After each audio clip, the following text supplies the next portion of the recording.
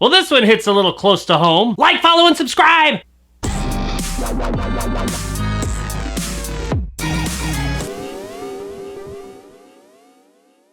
Spree is brought to us by director Eugene Koltyrenko and stars Joe Carey as Kurt. Kurt is a social media whore and wants nothing more in the world than to be internet famous. He records, posts, and streams just about every aspect of his life, but can't quite garner that following that he so desires. So one day, Kurt decides to take it to the next level and turn his job as a Uber-esque driver for a company called Spree into a live streaming sensation where he murders the fuck out of people. Pretty soon he gets all that attention he's been asking for, and quite a bit more. Spree is a satirical look at internet culture and the desire for fame. The want and sometimes need, in some people's cases, for people to like, follow, and subscribe to whatever social media platform they're on. Ultimately, to boost their ever-dwindling confidence. Hello, darkness, my old friend.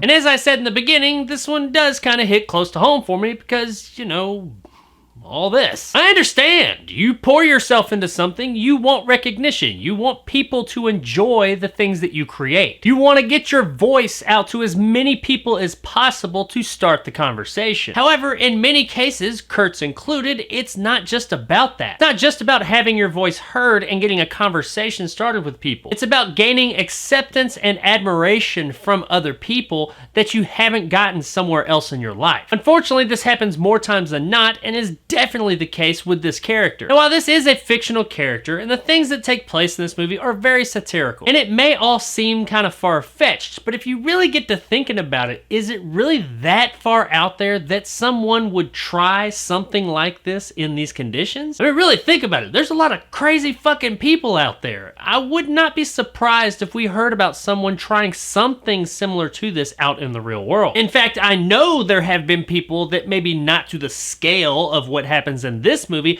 have tried things like this in real life. This is ultimately a found footage movie, but it doesn't seem like it until you start to think about it. Every frame of the movie is caught by some type of surveillance camera or camera phone or something along those lines. However, it doesn't seem as confined as a lot of found footage films do. Maybe it's because of all the different sources of the video. I don't know, but it didn't have that same found footage feel that a lot of found footage films do, even though a good deal of it took place on cell phone video. I mean, you get thinking about it, and yes, it's obviously just straight up found footage, but it does have a bit of a more open feel than a lot of these types of movies do. Now, 100% of this movie features Joe Carey's Kurt. So if his performance doesn't work, the movie's gonna suffer greatly. Thankfully, Carey pulls through and does a fantastic job as Kurt. He's very believable as this very desperate, sad, disturbed individual. And even though he's playing a fucking psychopath, he is very identifiable and brings a level of likability to the role that makes you, the viewer, understand him and sympathize with him at times. He's doing some really bad things, but you like Kurt. You want him to succeed. He's kind of a sad slop, and you just want him to get better. You want him to see the error of his ways and get better. And this is all due to Carey's gleeful performance as this deranged psychopath. Now, while Carey's character seems a bit over the top, he's not really, because I've known people just like this guy. In fact, I've known people like this quite a bit, and it kind of makes me look back and think, you know, are these people fucking psychos? What are they doing in their spare time that I'm not aware of? The vast majority of everyone else in the movie does a pretty good job as well. However, there is one standout that isn't as hot as everyone else,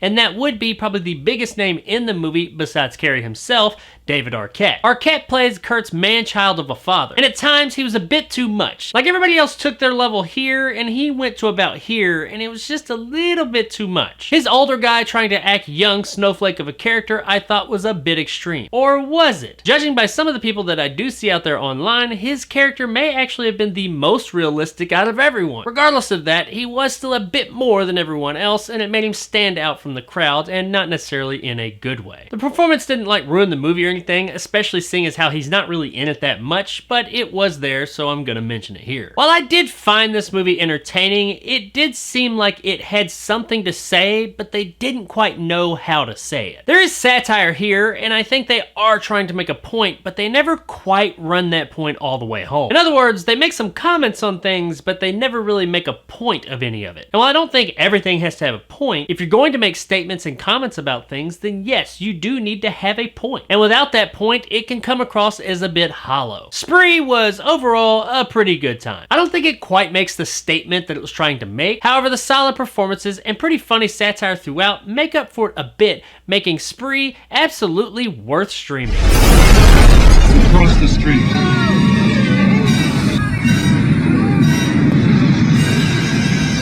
If you're looking for some pretty decent funny satire, but not too worried about it having a ton of substance, then check Spree out one night, and I don't think you'll be disappointed. So there it is, guys, my review of Spree. If you enjoyed, want more content like this, hit that subscribe button and help my little channel grow. If you liked what I had to say, give me a like. If not, let me know in the comments below why. And as always, stay sexy, Albuquerque.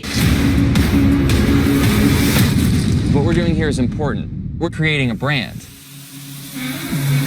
The most realistic aspect about this movie is probably what happens in the very end of it. Now, I don't really consider this a spoiler, seeing as how we already know pretty much what the movie's about. But if you want to go in like totally cold and want to know nothing about this movie, then skip this part. This is just a little thought I had. No big deal. The review is already over. So there it is. Minor spoiler warning. If you're not interested, just don't watch this. After the end events of the movie are over, it shows a bunch of social media posts and stuff concerning the events of the night that take place in this movie. And even though we have well established that Joe Carey's character was a fucking psychopath and going around murdering the shit out of people, the internet just turns him into like a god and starts to hail and praise him, which is more or less what he wanted. The things that are said in these posts that are plastered up on the screen on all these different platforms were probably the most realistic, true-to-life depiction that the whole entire movie had. It is pretty crazy how one person can do something and become a fucking social pariah and just raked over the coals and get canceled and all this crazy shit. But another person could do something, in many cases even worse, and become like a fucking internet god and worshipped by all. That probably was, if anything, the only statement and point that this movie did actually convey convincingly. Unfortunately, it is a point that we are all too aware of already, which is that society is fickle and human beings are fucking crazy.